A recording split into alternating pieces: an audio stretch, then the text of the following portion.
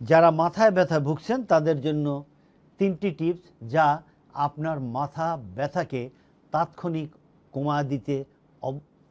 কমা দিতে পারেনি। অনেক রোগী দেখেছি তারা বলছে ইয়েস আমার ব্যথা এখন কমে গেছে। তবে মনে রাখতে হবে, যদি যেমন প্রথম টিপসটা হলো পানি। যদি ডিহাইড্রেশনের জন্য আপনার মাথা ব্যথা হয় তাহলে প্রচুর পানি খেলে আপনার মাথা ব্যথা তাৎক্ষণিক কমে যাবে, তাৎক্ষণিক। তো সুতরাং তীব্র মাথা ব্যথা হলে পানি খেতে ভুলবেন না। পানি প্রচুর পানি, পানির অপর নাম জীবন। তবে সাথে একটি কথা যুক্ত করতে হবে, বিশুদ্ধ পানির অপর নাম জীবন। পানি খাবেন, প্রচুর পানি। দ্বিতীয় টিপসটি হচ্ছে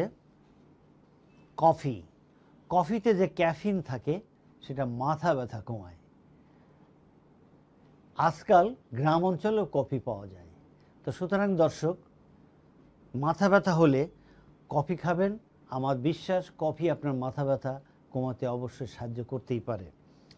তৃতীয় এবং শেষ টিপসে যেটা বলছি সেটা হলো ম্যাগনেসিয়াম জাতীয় খাবার। ম্যাগনেসিয়াম জাতীয় খাবার আপনার মাথা ব্যথা কমাতে সাহায্য করে। আমরা কি খাবার থেকে ম্যাগনেসিয়াম পেতে পারি? প্রথমেই আমরা যেটা পাবো সেটা হলো চকলেট অ্যাভেলেবল। এখন গ্রাম অঞ্চলে অনেক ভালো ভালো চকলেট পাওয়া যায়।